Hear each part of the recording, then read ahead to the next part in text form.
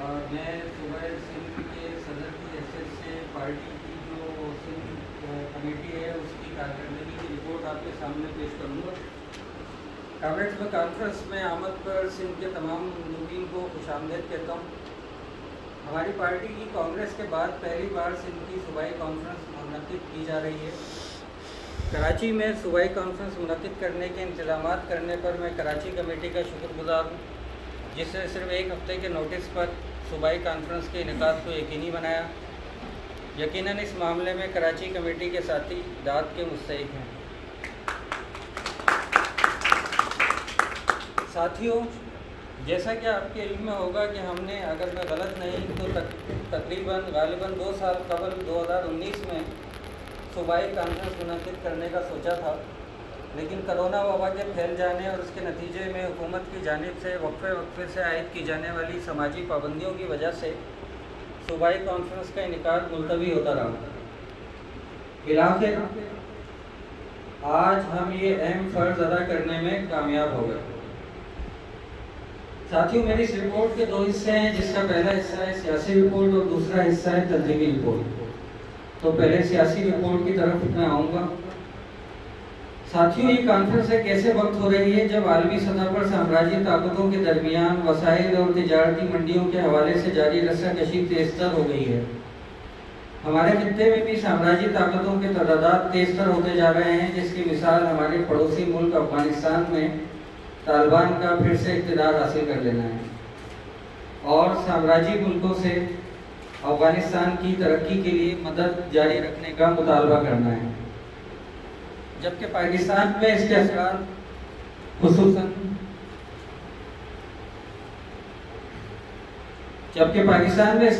خصوصاً سی pack programme کے حوالے سے جاری کشمکش کی صورت میں سامنے آئے ہیں۔ سامراجی تضادات کے تناظر میں خطے میں نئی سیاسی صف بندیاں ہو رہی ہیں۔ اس حوالے سے پاکستانی مقتدرہ بھی اپنی خارجہ پالیسی کو نئی صورتحال کے مطابق ڈھالنے میں مصروف ہے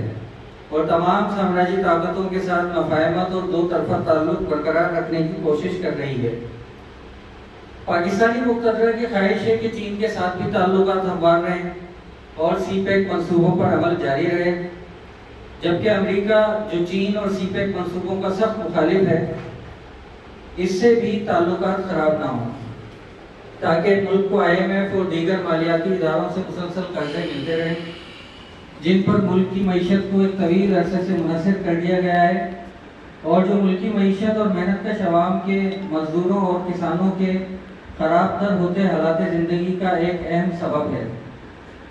پاکستان کا حکمران طبقہ، اس کے سرمایہ دار، زمیندار اور فوجی اور سول بیوروکریسی کسی ایک یا دوسری سامراجی طاقت کی آشیرواد سے، کاسالیسی سے، پشت پناہی سے اور مدد کے بغیر پاکستان کی ترقی کا خود مختاری اور خود انحصاری پر منحصر تصور ہی نہیں رکھتے۔ یہی وجہ ہے کہ قیام پاکستان کے بعد جلد ہی پاکستان کا حکمران طبقہ سامراجی طاقتوں کا گماشتہ بن گیا اور سامراجی غلامی کا یہ دور اب تک جاری ہے۔ عوامی خوشحالی، ملکی ترقی اور معیشت کی بحالی کے نام پر برسر اقتدار آنے والی سویلین حکومتیں ہوں یا فوجی آمریتیں، سب نے سامراجی غلامی کا یہ طوق ملک کو پہنائے رکھا ہے اور اس کا خمیازہ پاکستان کی عوام نے اور سب سے بڑھ کر پاکستان کے مزدوروں اور کسانوں نے ادا کیا ہے۔ ساتھیوں، بین الاقوامی سامراجی پالیسیوں اور سامراجی طاقتوں کے درمیان رسہ کشی کے اثرات ہمارے ملک کے حالات پر آج بھی نمایاں ہیں۔ ایک طرف سامراجی معاشی مفادات کی تعمیل میں تحریک انصاف کی موجودہ حکومت جرنیل شاہی کی پشت پناہی اور ساز باز سے ملک کے وسائل، اس کے اثاثوں اور عوامی سہولت کے اداروں کی نشکاری کر رہی ہے، بے روزگاری بڑھا رہی ہے، بلا واسطہ ٹیکس نافذ کر کے عوامی قوت خرید کو گرا رہی ہے، اشیاء ضروریہ کی قیمتیں بڑھا کر مہنگائی میں روز افزوں اضافہ کر رہی ہے، اور دوسری جانب بجٹ میں عوامی فلاح و بہبود کے حصے کو کم سے کم کیا جا رہا ہے۔ حکومتی اداروں میں کرپشن بری طرح پھیل چکی ہے اور ان حالات کا تمام تر منفی اثر ملک کے عوام اور خصوصاً مزدور اور کسان طبقوں پر پڑا ہے، جن کی زندگی پہلے سے زیادہ دشوار اور ذلت آمیز ہو چکی ہے،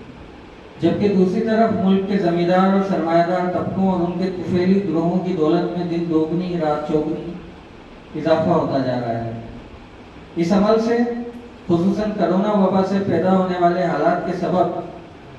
ملک میں موجود سماجی ناہمواری میں تیزی سے اضافہ ہوا ہے اور اس نے ملک کو سماجی ابتری کے خوفناک بحران کی جانب دھکیل دیا ہے۔ 1 کروڑ شہریوں کو روزگار دینے کا وعدہ کرنے والی موجودہ حکومت نے 30 لاکھ شہریوں کو بے روزگار کر دیا ہے اور یہ سلسلہ ہنوز جاری ہے۔ تعلیم اور صحت کے سرکاری اداروں کی نجکاری کی جا رہی ہے، جس سے محنت کش اور متوسط طبقے کا معیار زندگی مزید گر رہا ہے اور معیشت کی بحالی اور ترقی کے نام پر ملکی تاریخ کے سب سے زیادہ قرض لے کر موجودہ حکومت نے ملکی معیشت کو خطرناک حد تک مالیاتی سرمایہ کا غلام بنا دیا ہے اور اس کی خود مختار ترقی کے امکانات کو مزید محدود کر دیا ہے۔ ساتھیوں، وفاق میں موجود تحریک انصاف کی بظاہر اور جرنیل شاہی کی پوشیدہ حکومت کی پالیسیوں اور اقدامات نے ملک کے عوام اور خصوصاً مزدوروں اور کسانوں کے لیے جو ابتر حالات زندگی پیدا کیے ہیں، کم و بیش وہی حال سندھ میں پیپلز پارٹی کی حکومت کے دور میں دکھائی دیتا ہے۔ وفاقی اور صوبائی حکومتوں کے درمیان سیاسی چپکلیش اور رسہ کشی کے نتیجے میں سندھ کے عوام خصوصاً مزدور اور کسان طبقے اور ان کے علاوہ کافی حد تک متوسط طبقے کے افراد کے حالات زندگی بھی مہنگائی، ٹیکس، غربت، بے روزگاری میں اضافے اور صحت و تعلیم کی سہولیات کی بدتر ہوتی صورتحال سے متاثر ہوئے ہیں۔ خصوصیت کے ساتھ کہا جائے تو وفاق کی طرح سندھ میں بھی مزدور طبقے کا کوئی پرسان حال دکھائی نہیں دیتا۔ انہیں نہ ہی روزگار کا تحفظ حاصل ہے، نہ جان کا، اور نہ ہی سرکار کی طرف سے مقرر کردہ کم از کم اجرت حاصل کرنے کا۔ وفاقی کی طرح سندھ میں بھی کرونا وبا کے دوران سرمایہ دار خصوصاً ایکسپورٹرز حکومت کے ریلیف پیکیج سے مستفید ہوئے، لیکن مزدوروں کی اجرت کی ادائیگیاں تاخیر کا شکار رہیں، بلکہ اس معاہدے کی شرائط کے بالکل برعکس بہت سے ملازمین کو مالکان کی جانب سے سندھ حکومت کے آرڈیننس کی خلاف ورزی کرتے ہوئے بے روزگار کر دیا گیا۔ ساتھیوں، عالمی سطح پر، خطے میں، ملکی سطح پر یا صوبے کی سطح پر ہونے والی ظاہری سیاسی اور سماجی تبدیلیوں اور واقعات کے باوجود یہ حقیقت اپنی جگہ برقرار ہے کہ ہیں تلخ بہت بندہ مزدور کے اوقات، بلکہ یہ کہا جائے تو زیادہ مناسب ہوگا کہ مزدور تحریک کی کمزوری، حکومت کی جانب سے مالکان کی پشت پناہی اور امداد، لیبر ڈپارٹمنٹ کی شدید کرپشن، ٹھیکیداری نظام، زرد پاکٹ یونینوں کی موجودگی، مزدور مخالف قوانین اور ریٹائرڈ و حاضر سروس فوجی افسروں کی مداخلت کے باعث مزدوروں کے حالات مجموعی طور پر مزید خراب ہی ہوئے ہیں اور اس حوالے سے کام کرنا وقت کی اہم ترین ضرورت بن گئی ہے۔ چنانچہ محنت اور سرمایہ کا تضاد ہی دنیا بھر کی طرح ملکی سطح پر بھی اور صوبہ سندھ کی سطح پر بھی صنعت اور زراعت دونوں میں بنیادی سماجی تضاد ہے۔ جہاں تک قومی نابرابری، خواتین کے حقوق، طلبہ کے مسائل، اقلیتوں کے تحفظ وغیرہ کی بات ہے تو ان تمام مسائل کی بنیاد بھی ملک کے حکمران طبقوں کی سامراج نواز اور سرمایہ دار نواز پالیسیوں اور اقدامات کا ہی نتیجہ ہیں، جو اپنے معاشی، سیاسی اور سماجی مفادات کی تکمیل کے لیے ملک میں ہر طرح کے ظلم و جبر، زیادتی اور ناانصافی کا بازار گرم رکھتے ہیں اور سماج میں پھیلی ہوئی وسیع پسماندگی، غربت اور ناخواندگی کا فائدہ اٹھا کر تمام رجت پرست قوتوں اور عناصر کو اپنے مفادات کے حصول کی راہ میں اعلی کار کے طور پر استعمال کرتے ہیں۔ مثال کے طور پر ہمارے ملک میں مذہبی انتہا پسندی کو ہمیشہ سیاسی مقاصد کے لیے استعمال کیا گیا اور مذہبی انتہا پسند قوتوں اور مذہبی تنظیموں نے ہمیشہ یا تو سامراجی طاقتوں کے مفادات کی تکمیل کی یا پھر جرنیل شاہی یا سویلین سرمایہ دار اور زمیندار طبقوں کے مفادات کی تکمیل کی ہے۔ اب میں رپورٹ کے دوسرے حصے کی طرف آتا ہوں جو تنظیمی رپورٹ پر مشتمل ہے۔ ساتھیوں، پنڈی کانگریس 2017 کے وقت سندھ میں پارٹی تنظیم پہلے سے موجود نہیں تھی۔ کانگریس میں سندھ میں پارٹی کے یونٹ قائم کرنے کا فیصلہ کیا گیا تھا اور اس سلسلے میں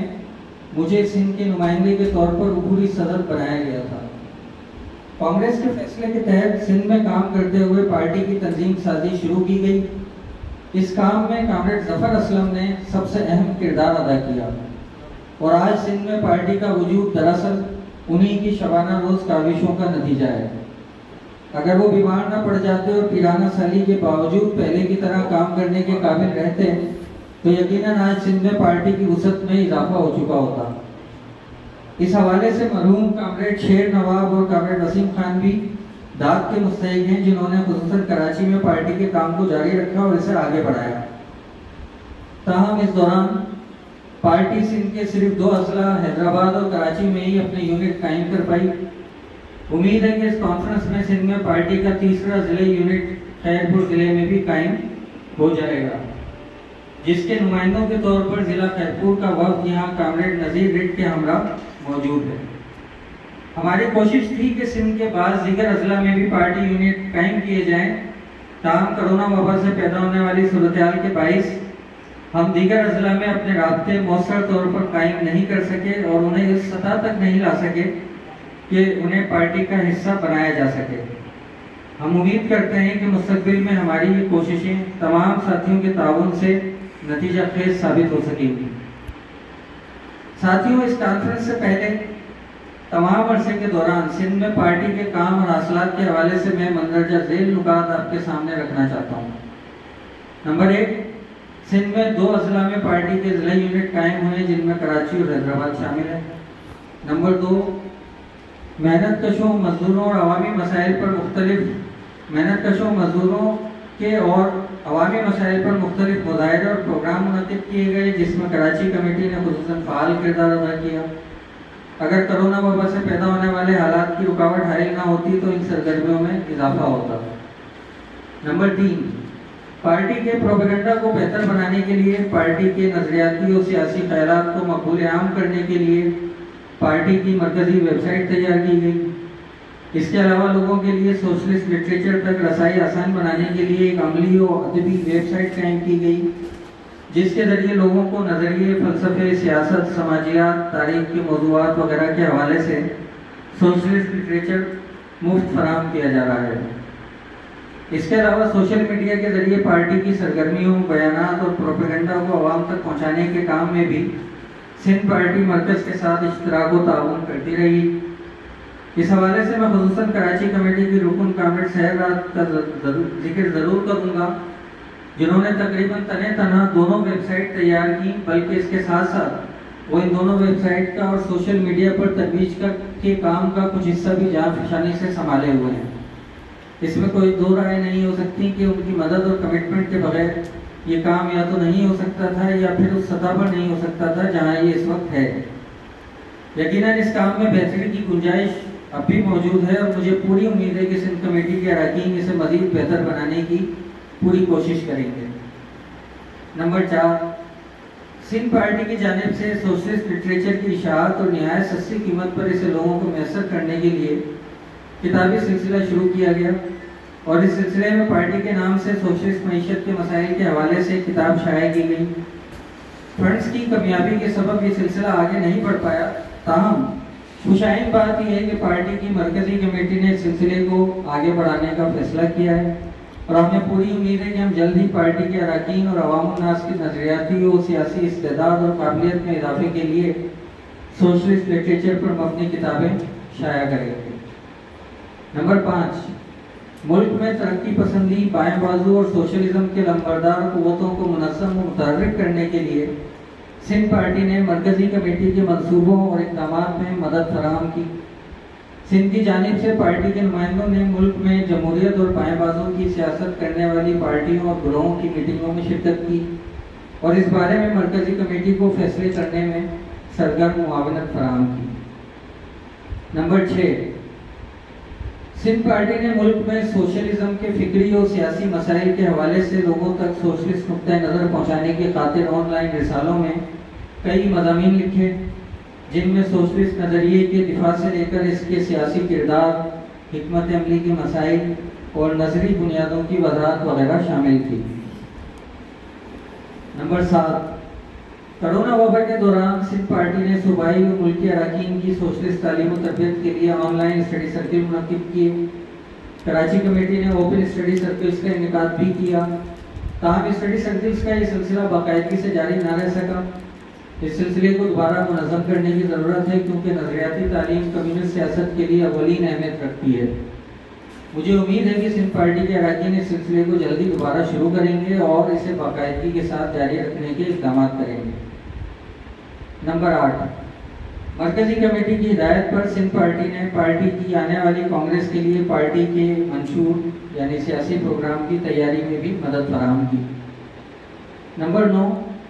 سندھ پارٹی نے کراچی میں مزدوروں کی جدوجہد اور ٹریڈ یونین تحریک میں شمولیت اختیار کرنے کے لیے مختلف ٹریڈ یونین کارکنوں سے رابطے کیے اور حکمت عملی مرتب کی، جس میں پارٹی کے ٹریڈ یونین دفتر اور انتظامی اخراجات کا بندوبست کرنا شامل ہے۔ البتہ اس اہم کاوش کو پہلے کامریڈ جہانگیر آزاد کے انتقال سے اور پھر کامریڈ شیر نواب کی کرونا کے سبب ناگہانی موت سے نقصان پہنچا اور تاخیر کا سامنا کرنا پڑا۔ نمبر 10، سندھ پارٹی نے مختلف مسائل پر جمہوریت پسند اور بائیں بازو کی تنظیموں اور گروہوں کے ساتھ اشتراک و تعاون کیا اور ان کی جانب سے ہونے والے احتجاجی مظاہروں، ریلیوں وغیرہ میں شرکت کی۔ ان سرگرمیوں کا تعلق جبری گمشدگیوں اور خواتین کے حقوق، طلبہ کے مسائل وغیرہ سے تھا۔ ساتھ ہی ساتھ سندھ پارٹی نے سندھ میں عوامی حقوق کے خلاف ہونے والی زیادتیوں اور واقعات کی مذمت میں بیانات بھی جاری کیے۔ یہ نکات اس عرصے کے دوران سندھ پارٹی کے کام اور سرگرمیوں کا مکمل احاطہ تو نہیں کرتے، لیکن یہ صرف ان کا خلاصہ پیش کرتے ہیں۔ یقیناً سندھ پارٹی کے کام میں بہتری کی بہت گنجائش موجود ہے اور مجھے یقین ہے کہ سندھ کے ساتھی صوبے میں پارٹی کے کام کو مزید بہتر بنانے کی بھرپور کوشش کریں گے، اور جہاں جہاں پارٹی کے کام میں کمزوریاں اور خامیاں موجود ہیں انہیں دور کرنے کی بھی ہر ممکن کوشش کریں گے۔ ساتھیوں، سوشلسٹ نظریے کا ایک اصول یہ ہے کہ ہر کسی سے اس کی صلاحیت کے مطابق کام لیا جائے۔ آپ سب نے یہ کہاوت سنی ہوگی کہ اکیلا چنا پھاڑ نہیں جھونک سکتا، یا کوئی بھی شخص حرفن مولا نہیں ہوتا۔ ہم سب میں مختلف قسم کی صلاحیتیں، ہم میں سے کوئی بھی حرفن مولا نہیں ہے۔ ہم میں سے کچھ اچھے منتظم یا ناظم ہیں، کچھ اچھے مقرر ہیں، کچھ اچھے لکھاری ہیں، کچھ کسی چیز کے بارے میں زیادہ معلومات یا مہارت رکھتے ہیں اور کچھ کسی دوسری چیز کے بارے میں۔ ہمیں اپنی ان انفرادی صلاحیتوں کو اجتماعی انداز سے کام میں لانا ہے تاکہ ہم میں سے ہر ایک اپنی صلاحیت کے مطابق کام کرتے ہوئے دوسرے ساتھی میں صلاحیت کی عدم موجودگی کی خلا کو پر کر سکے۔ اسی کو ٹیم ورک کہتے ہیں، جس میں ہر ایک اپنی صلاحیت کے مطابق اجتماعی مفاد کو حاصل کرنے میں اپنا کردار ادا کرتا ہے۔ پارٹی بھی ایسی ہی ایک ٹیم کا نام ہے۔ ہمیں ٹیم ورک کے جذبے کو اپنی صفوں میں زیادہ سے زیادہ ابھارنا ہے تاکہ ہم اپنے کام کو زیادہ سے زیادہ بہتر بنا سکیں۔ اگر ہم ٹیم ورک کے جذبے سے کام کریں تو کوئی رکاوٹ نہیں جسے ہم مل کر عبور نہ کر سکیں۔ بہت شکریہ کامریڈ۔